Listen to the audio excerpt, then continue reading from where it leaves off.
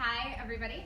So my space for risk was about authentically connecting to the core of who I am, what makes me me, and being willing to show up and share that with all of you in a nutshell. The journey. So how it all started, it started last year with board mindset, actually.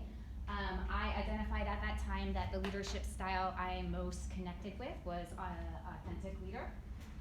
Through my action research proposal, I developed a plan to consciously identify the core of what makes me me, the source of me, what I call my authentic sense of self.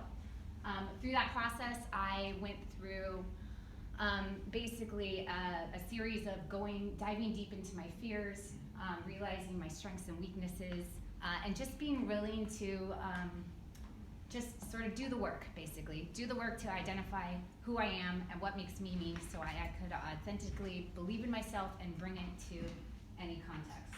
The result of this, which was basically a year-long process and is still actually, honestly, ongoing, was the development of what my actual space for risk is, which is a 30-day series called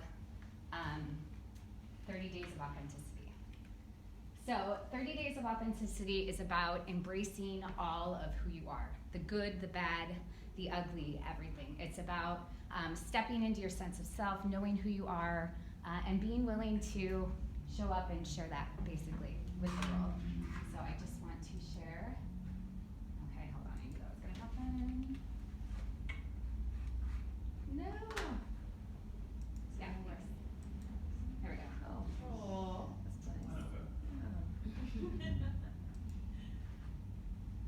My name is Maria Vandenberg. Welcome to 30 Days of Authenticity.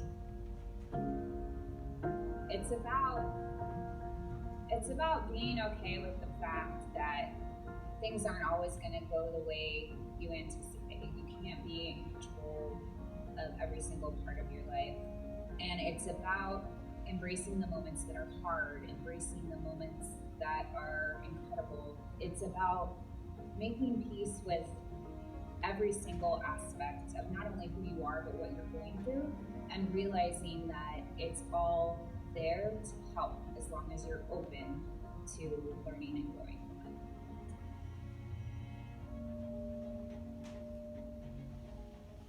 So every single day there's an intention. There's also an affirmation to sort of set the context of whatever the focus is on the day. And then there is the authentic moment of clarity. And what I loved about that is that that was another thing I didn't plan, that just sort of naturally came. So the authentic moment of clarity is the example in my own personal life of me diving into whatever the intention is to hopefully not guide, but allow you to see that you're not going through this alone, and hopefully be able to identify a glimmer of your own life through me diving into the weeds, so to speak, to get to the other side. So there's intentions, affirmations, authentic moments of clarity, journal prompts at the end. There's a lot of reflection. I'm a big fan of reflection. I think it's important to not only go through the process, but to also really paying attention to not only yourself, but like the progress that you've made and the growth that you've exhibited. So there's a snippet from a book that I've also written. It's called Crown Jewels, the Acacia Records. And so the book is about Acacia coming to terms with her own shadow, fully embracing it, to step into like who she is and who she's meant to be. So 30 Days of Authenticity is about you individually going through the journey to embrace all of who you are.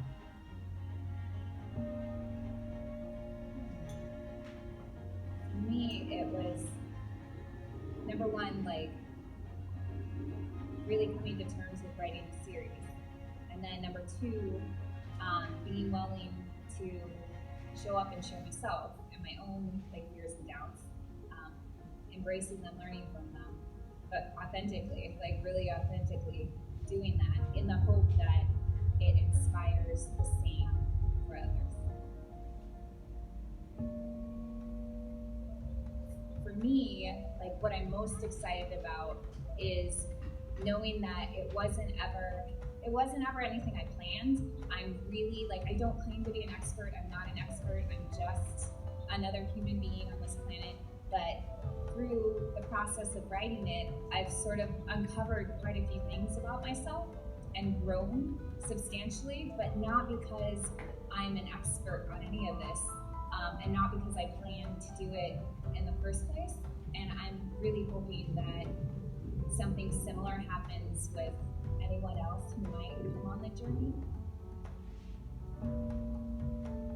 I think I would just say, know that you're not alone, that all of us experience these moments of discomfort in different ways, and just be open to coming to terms with that, knowing that there's going to be moments that don't make you feel great.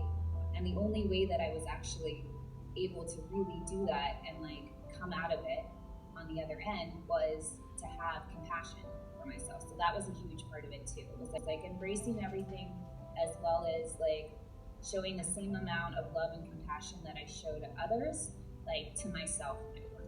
Is the intro. That was my space for risk. In terms of why it was risky in and of itself, I had to be willing. I'm the type of person that doesn't do vulnerability. Like my whole life I've said I don't do vulnerable.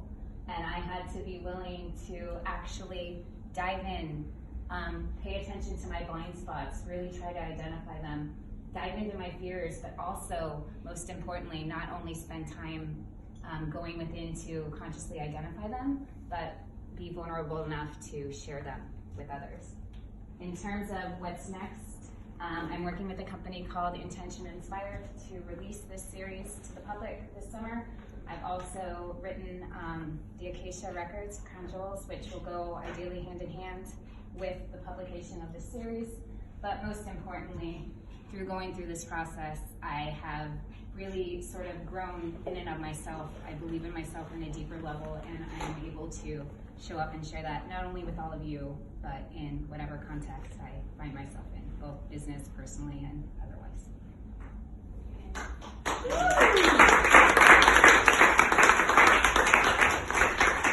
I know the big time as well. I'll cancel that. So we've still got 2 minutes of your slot, so would anybody have any questions at all?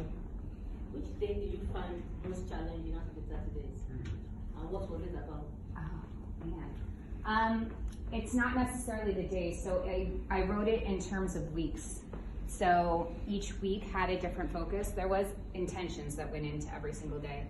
The first week is more about sort of identifying what makes you tick. The second week is more about what I call your shadow, and that's like, which goes hand in hand with the book, the Acacia Records. And that week was all about what you're not conscious of, but is really sort of running in the background and consciously identifying it. The third week was about being visionary and imagining the future as if it was here now, and what that would look like. And the fourth week was about what's holding you back from identifying that future state. So I think, in all honesty, it was week 2. It was that whole week about the shadows and like paying attention to your triggers. And when you pay attention to them, you're like, oh my God, I'm so affected by this, but why am I so affected by this? You know, so it's like something pisses you off or something really makes you sad, but you don't just, like, I had to spend time being with that emotion to identify why, like what was the underlying reason why, and how can I shift it and bring it to light and get to a place where I can learn and grow from it. And it's easier to talk about, right? But it's not so easy to actually do. So that. Thank you very much. We have to move on. Yes. Thank you very much. Thank you.